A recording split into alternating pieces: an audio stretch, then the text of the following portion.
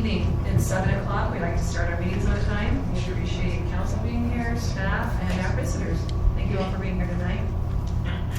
I'm going to turn the time over to Councilmember Jackson for a pledge of allegiance and opening ceremony. Repeat after me the Pledge of Allegiance. I pledge allegiance to the flag of the United States of America and to the republic for which it stands, one nation, under God, indivisible, with liberty and justice for all.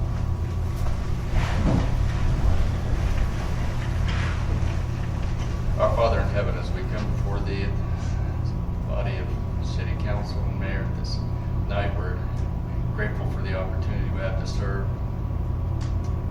Grateful for the opportunity to live in this great city. We pray that thy Spirit will be with us as we deliberate, make decisions and choices on behalf of the city. Be guided and directed. And we ask thee to bless our employees, public works, our police, and all those who labor full-time here to make this a better city in which to live. We say these things and we do it in the name of Jesus Christ. Amen. Amen. Thank you. I'm going to excuse Councilmember Christensen. He's not available to be here tonight with us. Moving on to item number 3, our consent items. Item A is approval of meeting minutes for September 12, 2023 as presented. Have you all had a chance to read those minutes and any changes, any corrections? Or may I have a motion? I'll make the motion that we approve the meeting minutes for September 12, 2023.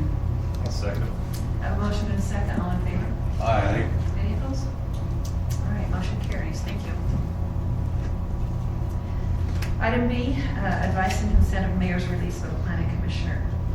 So we have our planning commissioners that are serving various terms on their, or various years on their terms, and one is not responded lately, and we've asked them if they would like to be released, so that's what we're doing tonight. So I need to bring it to you to have any questions, I guess, or just to give me some verification that's okay. I can't remember the language on that. What do I need to ask for? That's fine. That's okay? All right. I'm good with what you're doing. Yeah. All right. Do I need a vote on that? Okay. So a motion, please? Was the word release? We have to name it. Do we have to probably Brenda Nelson? I make the motion, we release Brenda Nelson as a planning commissioner. Second. All right. I have a motion and a second. All in favor? Aye. All right. Any opposed? Okay. Thank you. Item number 4. This is our business items. First on the agenda is the public hearing to receive input for and against Harrisville Resolution 23-15 and Harrisville Resolution 23-16, which is resolutions adopting the Transportation Master Plan and Transportation Impact Fee Facilities Plan. I'm going to turn this over to Jennie before we open the public hearing. Thank you, Mayor. Good evening, Council. So I think a number of months ago, we brought to your attention, actually quite a while ago, we brought to your attention that we're updating our impact fees. We completed the process for our stormwater and our sewer, and we have now, we're nearing completion for the transportation. And part of that requirement is to hold a public hearing on our proposed transportation master plan. And we have our consultant that we have retained for this project here, Jeremy from Wall Consultant Group. And so I'm going to give him an opportunity to kind of review the transportation plan. I know it was pretty heavy and a lot is included in that plan, 207 pages or so. So we'll have him point out and highlight some of that for you.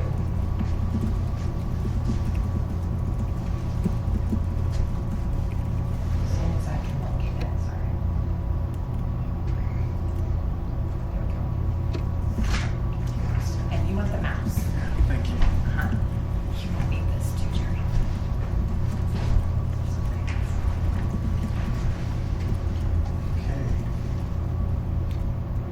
Perfect. Okay. Thank you. I'm excited to be here with you tonight, Mayor and Council.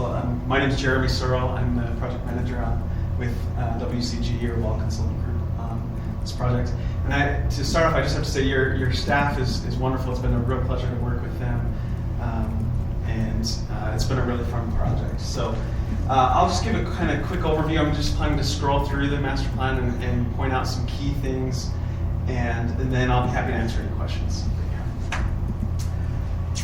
Okay, so obviously, first of all, we talked about Harrisville, where it is, what it is in relation to the surrounding communities, and some of the previous studies that have been done. We want to build on the studies and information that have been done in the past here to make sure that we're in line with what's been previously planned for this area. Okay, one of the key things for a transportation master plan is we look at the land use and what's happening and how the city is growing.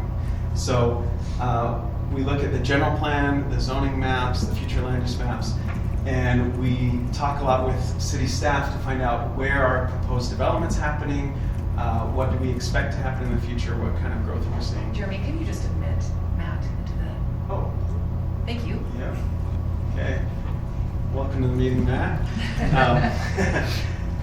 So that's a big deal. And what we do with that, we call it socioeconomic data. It looks at more than just land use. It looks at population estimates, employment estimates, things like that for the future. And we put that into the travel demand model. The travel demand model is originally built and maintained by WFRC, or the Wasatch Front Regional Council. They're the planning organization for this area.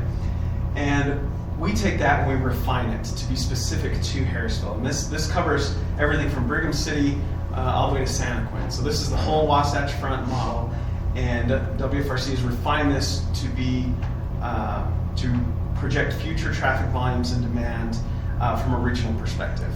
And so we can use that to see how things flow in and out and in the city, but we want to refine it so that things are really accurate for what's happening in the city. When WFRC looks at it, they're looking at it from that whole big perspective, and that's a pretty high level look, and we're drilling down a little bit to this city perspective. So we really refine that data, so that's really important. So you'll notice in here we've got some good information on demographics, where that population and employment are expected to go. You'll notice kind of the population growth in the past and how that's growing. We anticipate that to kind of taper off as we approach 2050 and approach kind of build out of the community.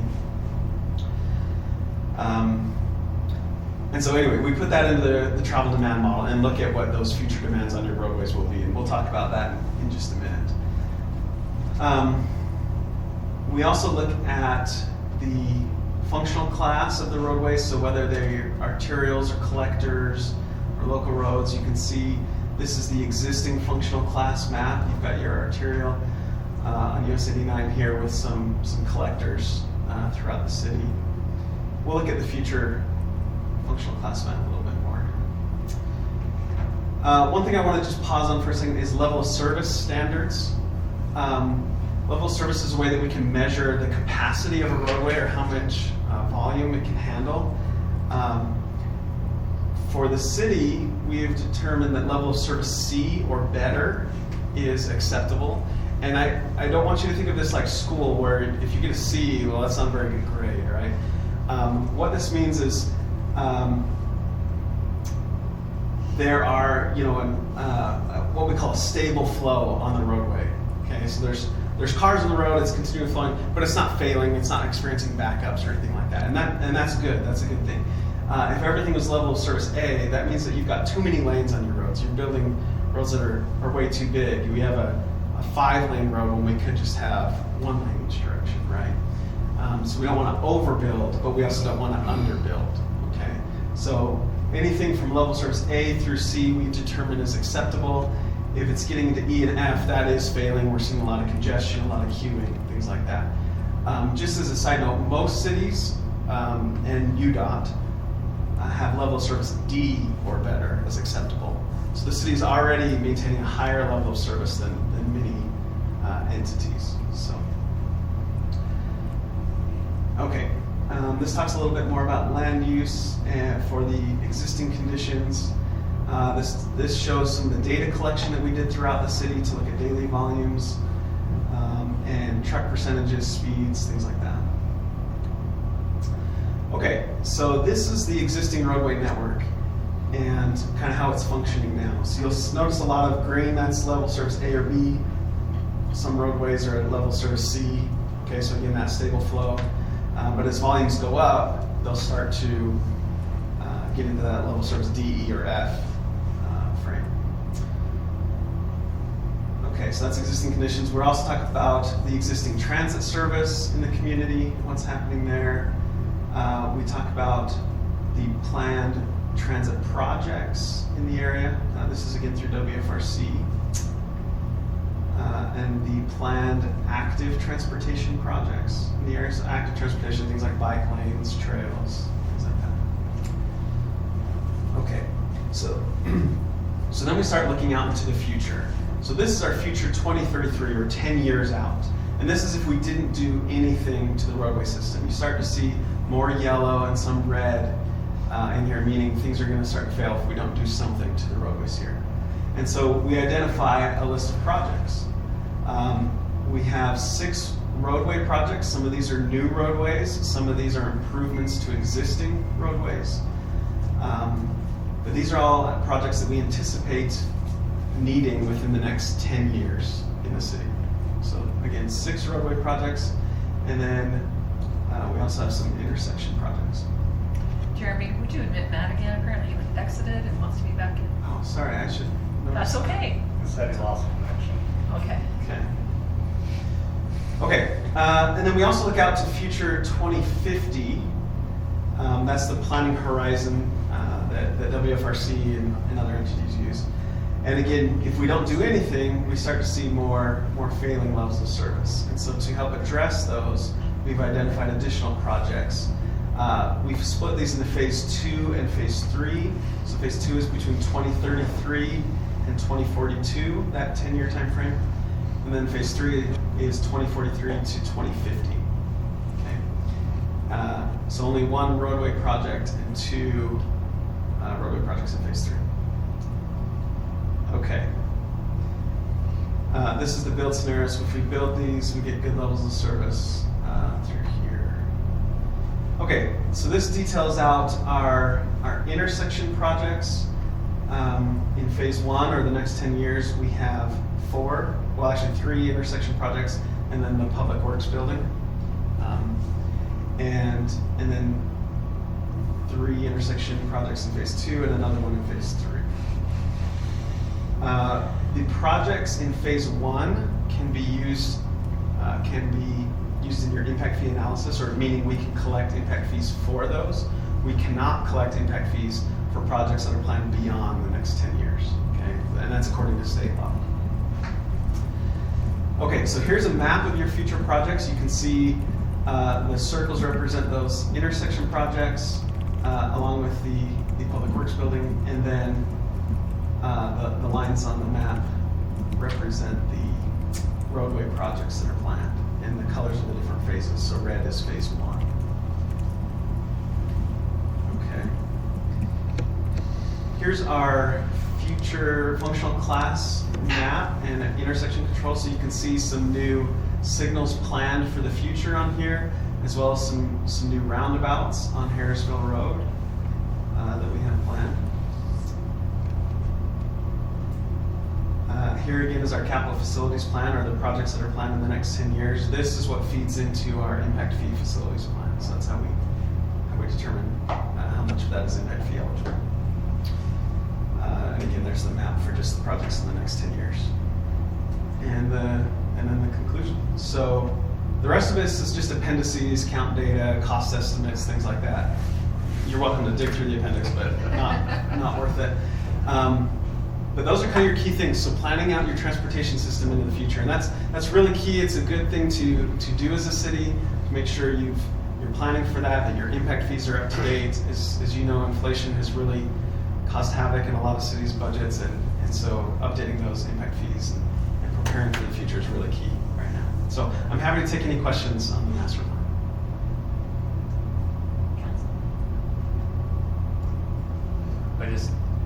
The one question I have is, none of this is set in stone, correct? This is just a working plan that could be change down the road? Or is this what's gonna happen? So this is the guiding document for the city, right? And so when things come up, this is what you would refer to. Now, does that make sense? So no, things can always be updated, right? And they should be updated. Transportation master plans typically done every 5 to 7 years.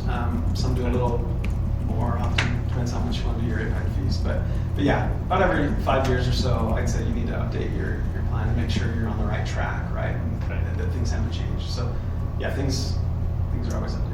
And we're projecting the future, right? We're looking out to 2050. That's what I'm wondering. And as good as we think we are, we're never perfect at predicting the future, right? So yeah, definitely something to keep in mind. Okay, thank you. Anybody else? Go ahead, Roger. So this boils down to more money that we're setting aside, taxing our impact fees are basically a tax that's taxing our residents. So And preparing for the future. great question. So yes, preparing for the future, but let's clarify impact fees for real quick. So impact fees are only charged to new development. So it's not, it won't go toward your existing residents. It's only for new development. And the thought there is that they would pay for the impact that they have on your existing roadways. Now there's a lot of strings attached to that, meaning according to state law, impact fees can only be used for things that are directly attributable to new development. Meaning you can't charge impact fees for maintenance or for existing problems or things like that. It can only be capacity issues that are directly attributable to new development. And I can go into more specifics on that if you want. So when you say new development, that's housing? Or commercial or industrial or just new development. Yep, anything new. So when a new development comes in, they'll have to pay a fee based on how many new homes they have or how much commercial space they have or new industrial. And that fee is based on the size, right? If you have a whole lot of homes, then you're charged a certain fee per home, right? Or if you have more commercial space, you're charged a certain fee per square foot. And the thought there is that those new units or homes or space is adding new traffic to the roadways, which may cause you to have to widen your roads or make intersection improvements or things like that. And so that's to help pay for those impacts that they are causing. Okay, thank you. Anyone else? Thank you, Jeremy. Anything more that you'd like to add? No, I think that's it for me. Unless, do you want to talk? Quickly, the IFFP is right next to it. Do you want to just open to Yes. that while you're? Yes, so let's talk about the impact fee facilities plan. So this is the next step in developing impact fees. The first is to do your master plan and identify those projects that are to be completed in the next 10 years. Those are the ones that are eligible to charge impact fees for, okay? And this, again, is required by state law to do an IFFP, or impact fee facilities plan. I'll go through this quickly. Again, this talks about, this is for Harrisville, talks about level of service, which we've talked about before, and what those thresholds are. I'll go into just a little bit more detail. Someone asked about what we can charge impact fees for. And we identified those different projects. Well, we can't pay for the entire project with impact fees, again, according to state law. And the reason is some of these projects benefit existing residents, and impact fees can't be used to solve existing problems. Some of the capacity for these projects is used by cut-through trips. So, for example, if a trip starts in Ogden and ends up in Pleasant View, but they drive through Harrisville, that's a trip on the roadway here in Harrisville. But we can't charge impact fees for that trip or that capacity that's being used. So we can only charge it for the new trips caused by development, okay? So we have to take that into account in the IFFPs. We have to take out that percentage of trips on the roadway that are cut-through trips. We also have to take out existing trips or cars from existing residents that either are already on the roadway if we're widening it, or if they're rerouted. If we build a new road and residents say, oh, this is faster for me to take this new road than what I normally do, we can't charge impact fees for that either. So we have to be really particular, again, to meet state law, that we're only charging impact fees for those trips generated by new development. Okay, and so that's a big piece of what this analysis does, is we look through the demands on the roadway and how much that is caused by new development. Okay, so again, this just talks about the little service analysis. These are the same projects that we talked about, the 6 roadway projects, and then the 3 intersection projects in the public works building. So here's some formulas how we calculate that, but let's talk about this table here. So again, we have each of these projects, and we go through and we look at how much traffic is on the roadway now, how much there will be in the next 10 years, and how much of that is attributable to new growth. So we have to take out cut-through traffic, and sometimes that percentage is pretty high. We have to take out existing traffic, and then we identify what percentage of that total cost is impact fee eligible, okay? So, for example, this first project is 13% impact fee eligible, meaning we can only charge impact fees for 13% of that total cost for that roadway. Some of these are also paid for by the developer for new roads, and so we can't charge impact fees for that at all because the developer's paying for that. Some of these have funds being put in from WFRC or UDOT. So again, we can't charge impact fees for those because WFRC or UDOT or others are paying for those. And so that's part of the analysis here. Let's go down to the intersection projects. Here you can see the impact fee eligible amount right here for each of these projects. The public works building we determined was 33%. Because approximately 33% of the building is dedicated to the roadway department, and so that's their portion of paying for that.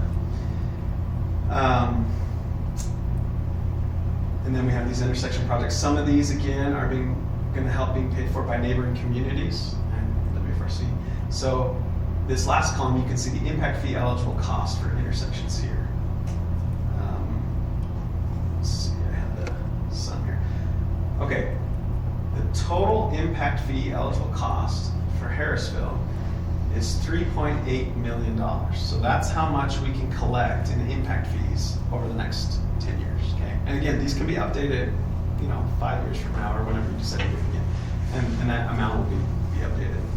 But for now, this is the amount that we can collect over that time frame, and this is where's my trips? Right here. This is split out over the new development trips. So here we show we anticipate over the next 10 years that there will be approximately 16,400 new daily trips cost throughout the whole city by new development. Okay? So that 3 million is then divided out by that total number of trips, and that's how we come up with that impact fee, that cost per trip. Okay?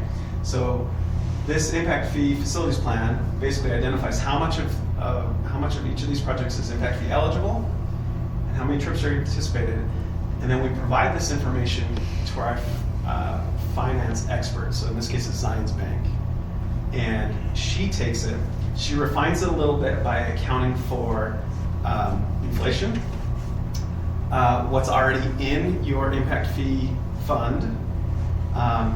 She takes into account any buy-in, which we didn't do here in Harrisville, because that didn't apply, and then any bonding that the city has. So she adjusts it for those figures and then comes up with a final impact fee. So that's in the IFA. And I think she's giving you a draft of that, right? Not yet. Oh, not yet. She's working on Putting that. the final number. Okay, so Zions Bank's working on that, but she's really close. So that's kind of where we're at with these. We have a transportation master plan, we have the impact fee facilities plan, which identifies how much is impact fee eligible, and then the last step is that IFA, which Zions Bank is finalizing. So, any questions on the IFFP? I know it's a lot. So, okay. All right, thank you. Yes, thank you. That is a lot. We've said in those meetings, and you wonder how you figure all this out. Thank you for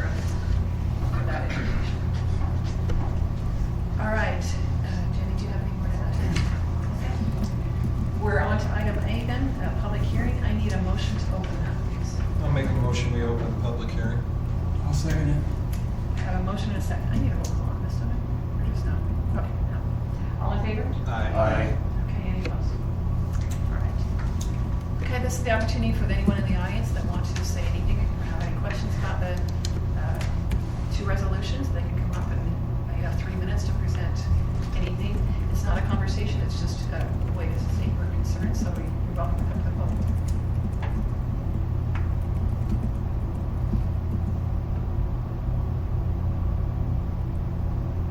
And I'm going to close it, or ask for a motion to close it. I don't think anyone's calling it. I'll make a motion we close the public hearing. Okay, Second. motion is second, all in favor? Aye. All right, any opposed?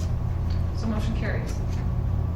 We're moving on to item B then, which is the discussion possible action to adopt Harrisville Resolution 23-15, which is a resolution adopting the transportation master plan. Jennie, is there anything more you want to add? So I just wanted to bring to council's attention the compliance with state code that we did meet. We did post in June of 2020. I have a typo in there. It was June of 2022. We posted our notice of intent that we were going to reevaluate and review our impact fees, and then we did post the public hearing notice on September 14th of this year that we will be holding the public hearing tonight. And there are two separate, we're adopting two different resolutions because the master plan for the transportation is the first resolution. The second one is actually the adoption of the IFFP. And when the analysis is ready, we'll do the same thing for under state law to adopt that when it's completed. That process is completed by Science Bank. So if you have any questions, we actually do have Matt Robertson here as well. If you have any questions about the projects that we have listed or any questions about impact fees for the facilities plan. I guess the biggest question I have, the caution, the reason I asked the question is that we're sitting in a sensitive situation in Harrisville of raising our quote, our basic taxes is the big thing. So I asked the question as far as how impact fees fit, because most mentally people, when I talked to one tonight, thinks this is just another tax that's coming up, and we're going to add that onto what we've done onto us, which then makes everything else just cascade down. So my concern is that it's educational, that we understand this is purely upon growth, and it's only a proportion. The question, I guess, comes down to, as we need to develop a road, there's other monies that obviously need to come into this, because this is only a small percentage of it. So perhaps it would be helpful if we use an example of a completed project that the city did that was not impact fee eligible. Larson Lane, for example. Okay. That was a failing road that the city identified. We didn't have resources, we didn't have funding mechanism to widen Larson Lane. So we went after federal funding through the Wasatch Front Regional Council because they've identified that as a collector road between Highway 89 and Washington Boulevard. So it takes a number of years for us to have that money, of applying for that money before the city gets awarded that funds. Because Larson Lane, as you saw on our transportation plan, is not 100% eligible for impact fees. Although the vast majority of the traffic on Larson Lane is pass-through traffic. It's not necessarily Harrisville residents. It's people commuting from Ogden to Pleasant View. It's Pleasant View commuting from their homes to Ogden. And so if the city does not adopt their master plan, keep up with the transportation, and update their impact fees, which is only charged to new growth and new development at the percentage that you saw broken out that we're allowed to charge, then the city has to come up with that money some other way.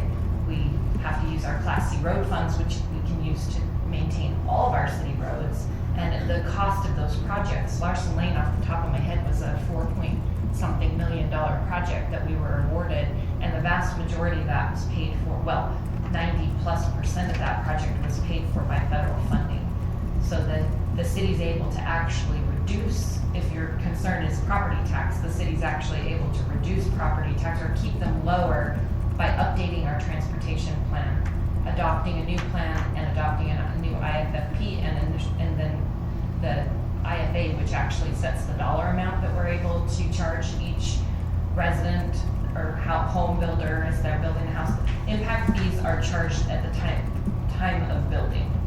So when the building permit is submitted to the city, the impact fees are imposed at that time, and the builder pays the fee for the impact fees. That's when we collect that money. Then we have to set it aside. Impact fee monies are restricted under state law on what we can spend them on. So we have to identify the projects in this plan that we're gonna spend the money on, and we are restricted to that. And we have a time frame that we have to spend that money, or we have to identify how long it's gonna take us to. So if we can't expend it within that window, we can say, well, we're saving up because we have this major project we're gonna spend it on. But impact fees aren't charged to current residents, they're only charged to new development and new growth. So it's a way for us to help with the future projects that the city anticipates having the need for because of increased growth by their own money, essentially. Also, I would like to point out the master plan and all of the money spent on updating the facilities plan is eligible to be paid by impact fees. So we don't have to charge our current residents to go through the process of updating our impact fees. We can take that money from impact fees to pay for the plan, to pay for the consulting, to pay for the impact fee update. Is So that I'm hearing helpful? it's a win-win situation. That was a long-winded answer. to the question. It's either we do impact fees or down the road when things are needed, then tax increases will happen and things like that. So this is all falling on new construction. It's not Sure. on the citizens right now. Okay, I just want to make sure I have a clarification on that. It's in public record. Thank you. Okay. Any other discussion? I was always frustrated when I was a department head for 25 years, the lack of strategic planning for the future. And told myself I was ever in a position to make a difference, that I would support strategic planning for the future wholeheartedly, and I'm all in on this one.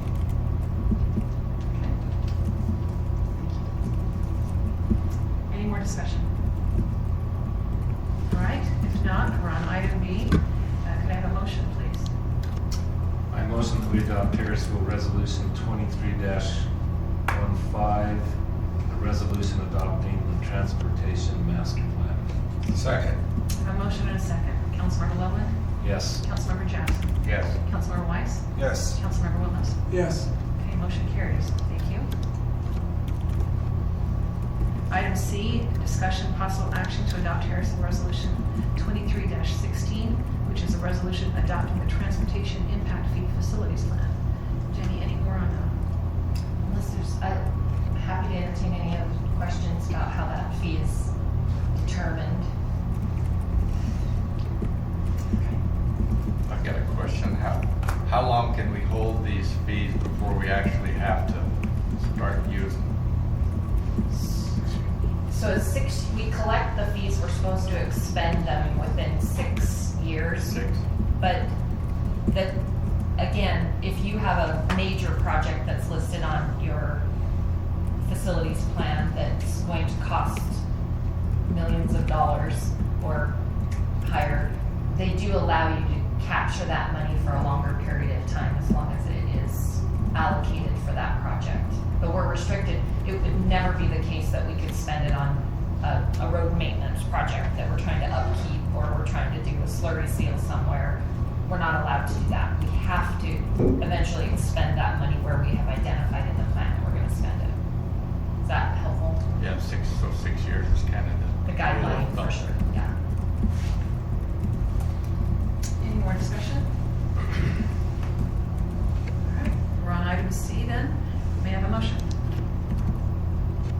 I'll make a motion, we adopt Harrisville Resolution 2316, resolution adopting the transportation impact fee facilities. I'll second it. I have a motion and a second. Councilmember Loveland? Yes. Councilmember Jackson? Yes. Councilmember Weiss? Yes. Councilmember Williams? Yes, Thank you. Motion carries on that. Item D, discussion possible action to adopt Harrisville Ordinance 545, repealing and reenacting Harrisville City Code Chapter 10-05 or .05 entitled Flood Damage Prevention. This is back again, Jennie Knight. Thank you, Mayor. So this ordinance actually updates an existing chapter in our code that's titled the same thing. But it was over the course of the last several years, FEMA's been going through the process of updating their flood maps. And along with that process, they have identified new compliance requirements for cities to have in place for flood prevention with our development and our floodplains in the city to make sure that our residents are eligible for flood insurance. So the main incentive or point of adoption and updating this chapter of our code is to make sure that we meet the minimum requirements for FEMA to recognize that our residents who may reside currently in a floodplain or an identified floodplain would qualify for flood insurance. So the vast majority of this ordinance, it may look a little bit different than our other ordinances that we do because I literally used the draft ordinance that they suggested so that we wouldn't miss any compliance issues. And I updated the two sections that were highlighted in the code.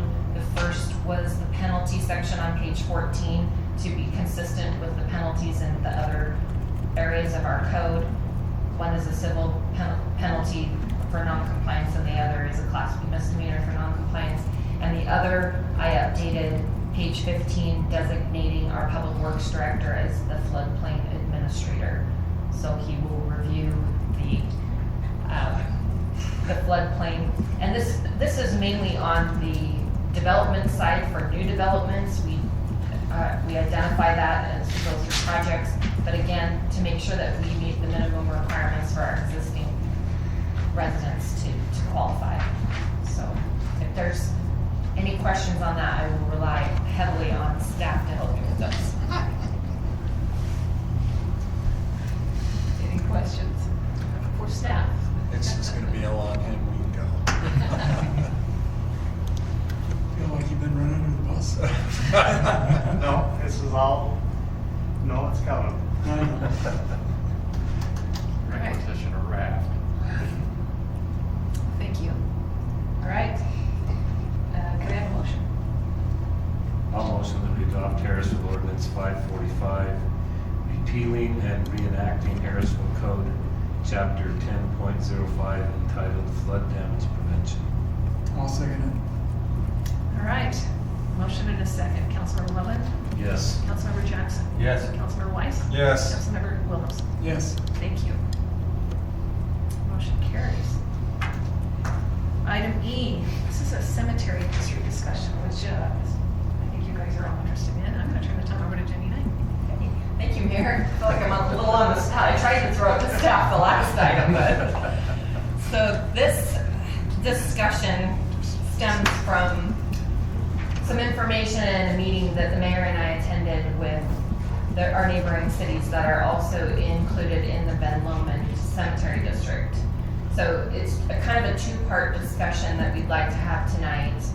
Part of our city, and forgive me, but I don't have a very good, I don't actually even have a map identifying the Ben Lomond Cemetery District. There's a kind of a ski-wampus portion of the northeast side of Harrisville that is in the Ben Lomond Cemetery District. That was incorporated long before the city's incorporation date, probably 100 years before we incorporated as a city. And so a portion of our citizens already pay taxes into the Ben Lomond Cemetery District. This district currently has one cemetery in North Ogden, which according to the chairman of the Ben Lomond Cemetery District, who happens to be the mayor of Pleasantview, within the next 10 years it's going to be to capacity. They already have some challenges with plot sales in there. They have the state requirements to recapture unused plots as a really kind of jump around process of notification and 50 years after this date and things like that. And so they're trying to work through a future plan for more residents of the cemetery. And they've identified a piece of land in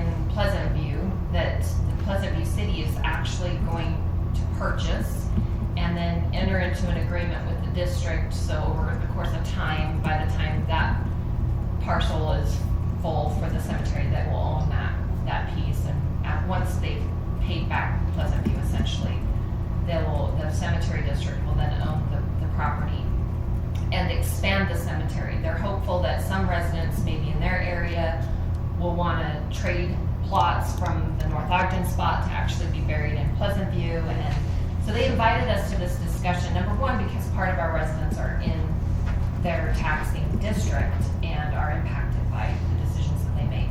The other half, well, probably 3/4 of our city is not.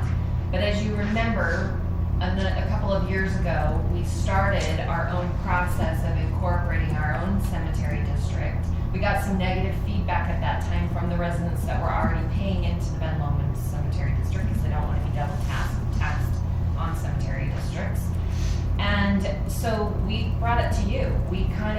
What they're proposing in Ben Lomond is possibly expanding to include, they would have to go through the process of incorporating all the rest of our residents into their district if they wanted to expand and encompass all of Harrisville. It would be a little bit similar to what we do with Northview Fire as far as their services, but we would all be a tri-city in the same cemetery district. Or we can go back and incorporate our own cemetery district. The reason we kind of dropped off from that because it lost priority on our radar for the money that it would cost for us to define our boundaries and move forward with that. And I don't actually even know, Bertie, if there's an expiration to when we start that, if we'd have to start over with that legally. There is, but to tell you that right now, I have. Yeah, so we may, and maybe that's not something we would want to worry about right now. They wanted us to be aware of it and that they're offering this opportunity. It would be, of course, work on the cemetery side. It wouldn't be us driving the residents to incorporate into the district. It would be the district asking to expand into our boundaries. So we wanted to have a discussion with you to see if you'd like staff to kind of move in that direction. We talked about potentially having a location in Harrisville as our residents, some residents have requested, what that would look like or what the timeline on that would be. And even if we have a location, as we are flatlanders down here, if we even have an appropriate location for that, would require studies, environmental things, I'm sure, to make sure that we meet that. We also have the option to do nothing. We can allow the residents, the advantages to incorporating into Ben Lomond Cemetery District is it's an average of $10 a year. We would know what the tax rate is for those that aren't in the district. They would already know what their tax rate is going to be as they incorporate. If we do our own cemetery district, we don't know what that taxing rate would be. We would have to buy all of our own equipment. We would have to have our own staff. It would all be shared if we were to incorporate more of our city into the Ben Lomond district. There's also a benefit to if you're buying a plot. If you remember the district, right now it's like $800. If you're outside of the district trying to buy a plot, it's $1,200. So there's an advantage that way. So down the road, since we're looking at a piece of land, is that something that's parallel to what's happening in Pleasant View? I mean, they're purchasing a piece of land, but it's still within the district. Is that an area that we would explore?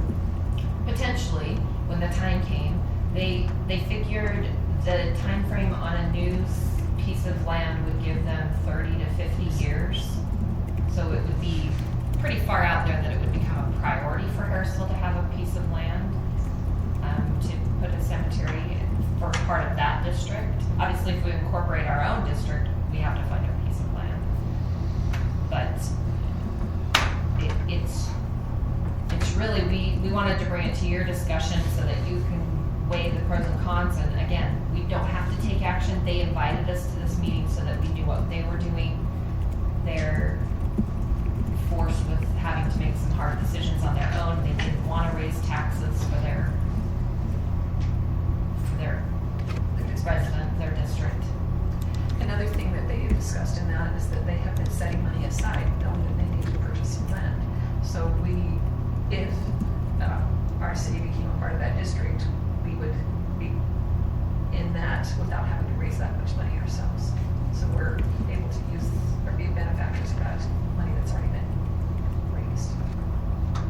Well, as much as we know that there are some citizens that really want one here in Harrisville, the cost savings, the headache of doing all that. The water table. Yeah, and making sure we find a place that you don't float is, I mean, Plain City is, you know, a prime example of that's their major problem. I really think that they're offering this, we should take a huge jump right in and say, yeah, I think it'd be great. I mean, and it's a savings if you're buying a plot. There's a lot of things that map comes right through our area where I live, and so we're in that already. But I think it'd be a benefit for the whole city. And I wonder how many citizens of Harrisville want to be buried close by. I mean, as transit as we are nowadays, you know, it's not like 50 years ago where you lived your whole life in one place. Bad if you can say that. But anyway, you know, I just wonder if it's advantageous for the majority of our citizens. Even $10 a year. I mean, we're gonna hear from again, and I don't know if it's worth it. That's my opinion. I'm kind of there too. Working in the business, I can't see a good scenario trying to make one work. The headaches involved, mostly the water table and everything that goes with it. But I'm with Kenny on this one. I think we should pursue something else other than go Okay. after one here. I'm not quite sure. I hear you saying we need to go through this, and you're saying not this or not our own. What are you saying? Saying not our own. Okay. I think Kenny, is not that our what you're own, saying? and I'm also saying I don't think we need to incorporate into Pleasant View into that boundary. Okay. That's my opinion. Okay. Well, on this side of the table, we're already paying taxes. On your side of the table, you're not. Yeah.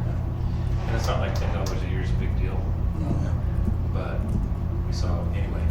But No, that's what you're supposed to be discussing. yeah, no, it's just, you know, we raised our property taxes, what, $2 on the average home this year, and we had quite a few people in here.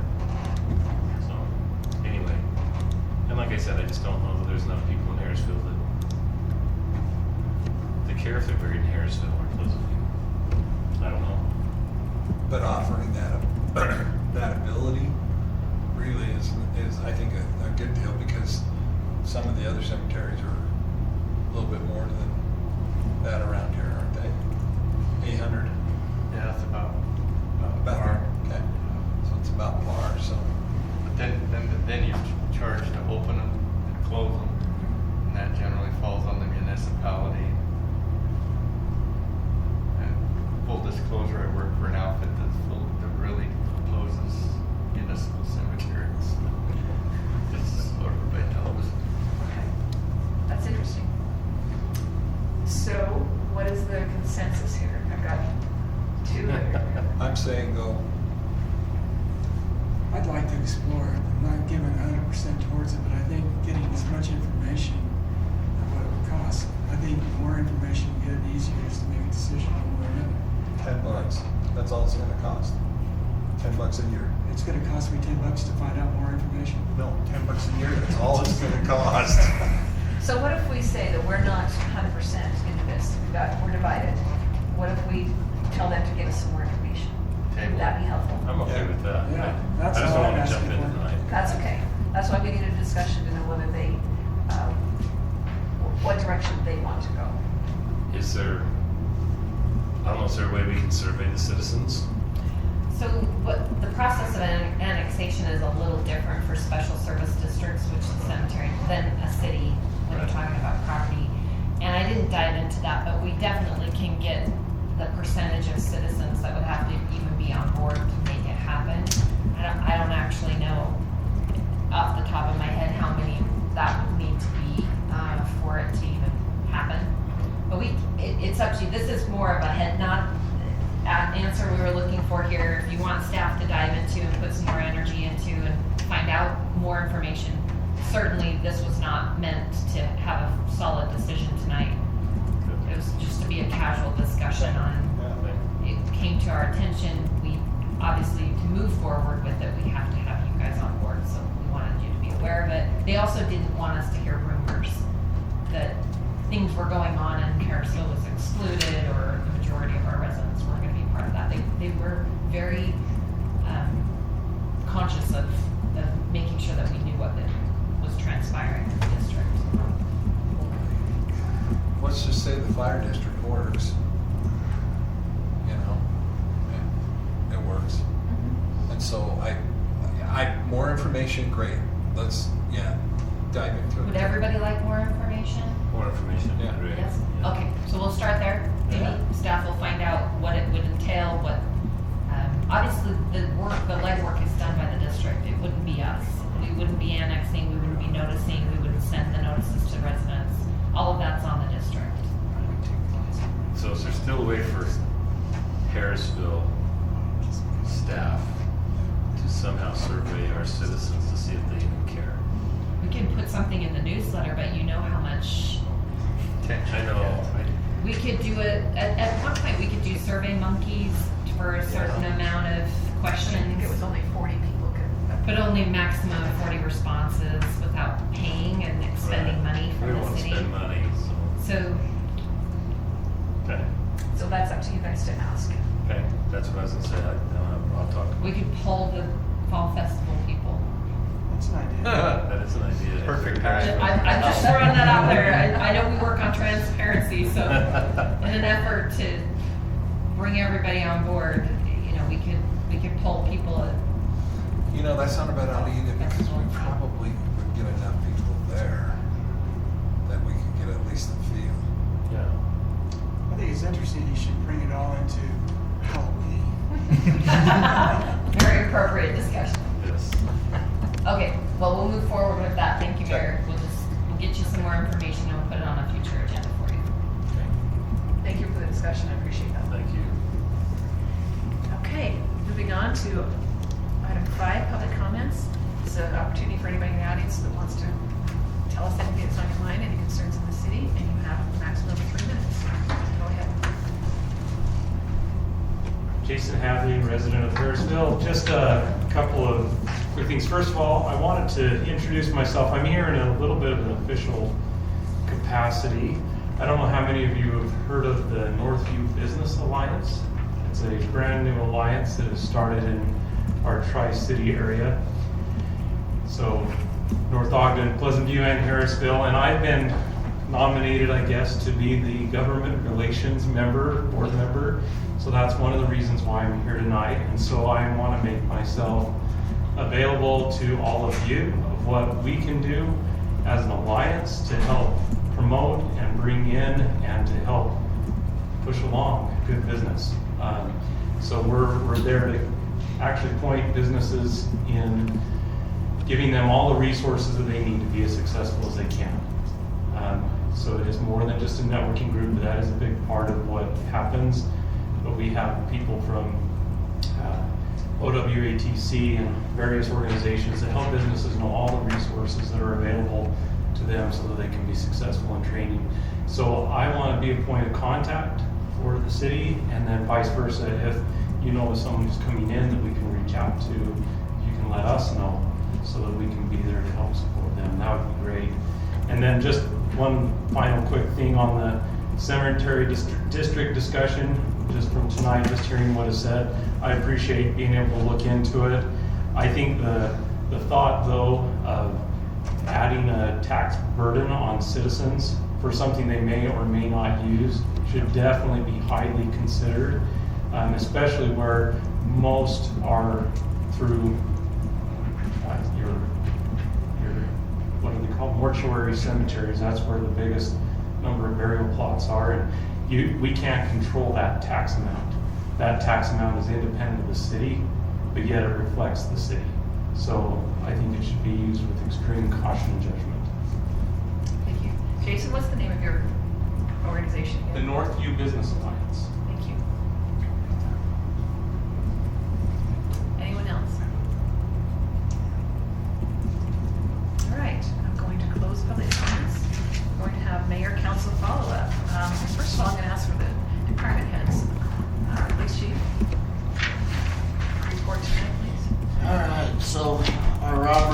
suspect that hit Walmart a couple weeks ago has been charged. I want to acknowledge Officer Francis for actually identifying him. We also worked on an auto pedestrian accident up on Washington this last weekend. We finished up the total station on it today. That's a big part of the crash team that you guys all let us join, and we've used them twice in the last 6 months, so it's been a huge benefit to Harrisville. And then the last thing I found out today, and this is kind of a next year budget thing, but this year we weren't even able to get prices on the Ford Explorers police vehicles. They're not making any 24s other than the ones that were ordered in 23 and didn't get made. But what I'm being told is the vehicle pricing is going to open up sometime in November and close in December. And then those probably wouldn't get here until July time. So it's something we need to maybe consider if we're gonna order vehicles. We need to be on it in November. I think that's all I have. Thank you. Thank you.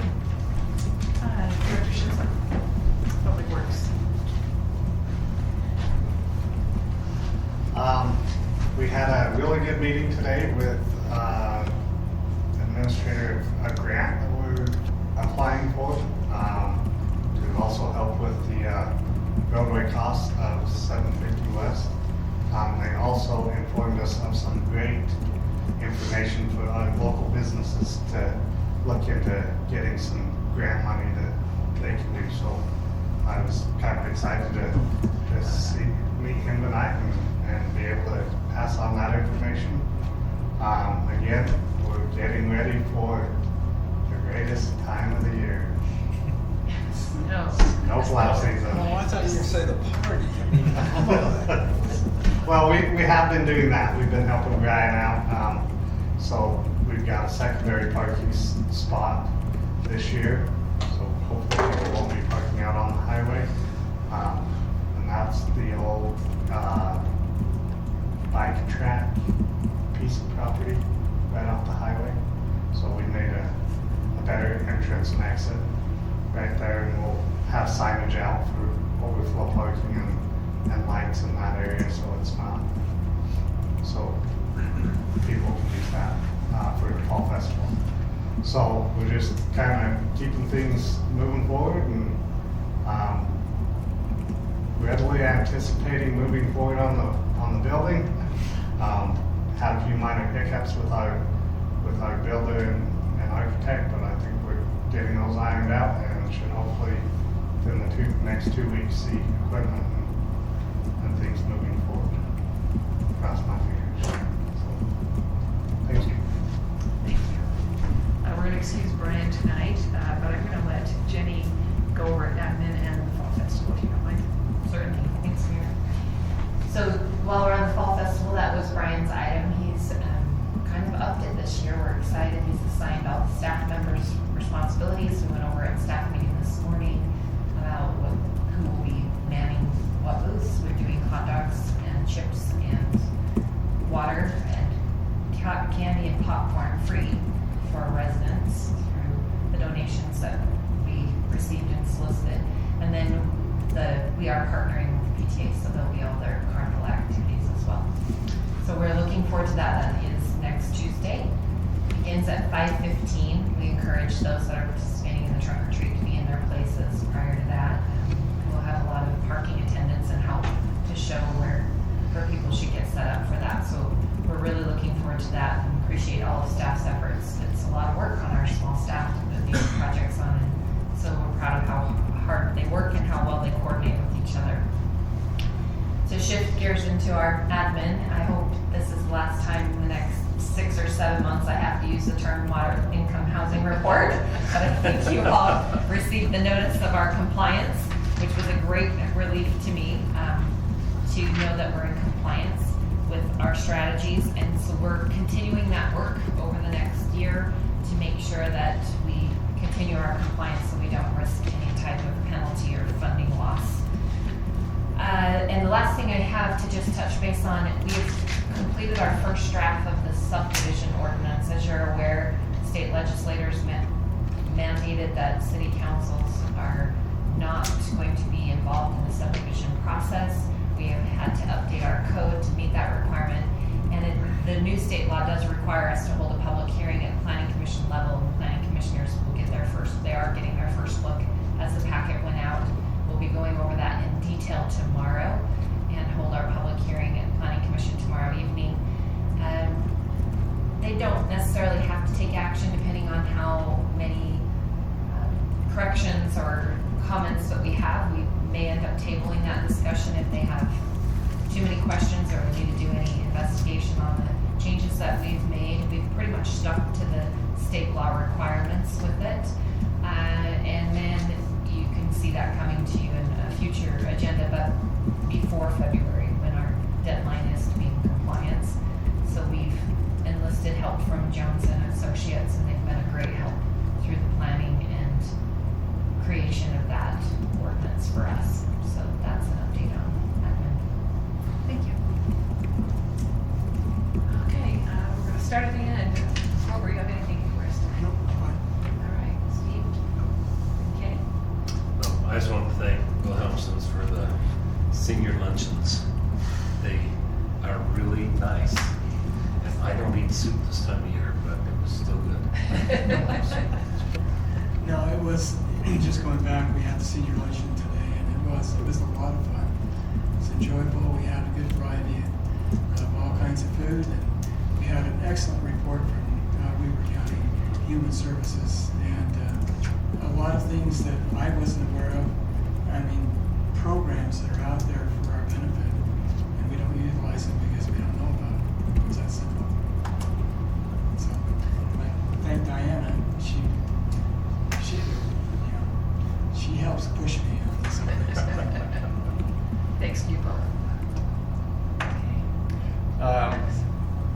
The process of picking a new fire chief is over. First of all, I'd like to thank Steve and the rest of the stakeholders that were asked to go over and evaluate our two finalists. And after an intensive process, we as the fire board picked Chris Maxfield to be our new fire chief. He is presently a battalion chief in West Jordan. Very, very sharp individual, and he wants to make a point to come and meet us all. And so we made a very good choice. Thank you. I'm glad to hear that. Look forward to working with him. That was quite a process. I don't know how many interviews and how many weeks, different committees. That was intense. So thank you for your service on that one. All right, everything that I have on here, everyone touched on, so I do not have anything more to follow up on. So if there's no further discussion, I would like to motion to adjourn. So moved. Second. Motion and a second, all in favor? Aye.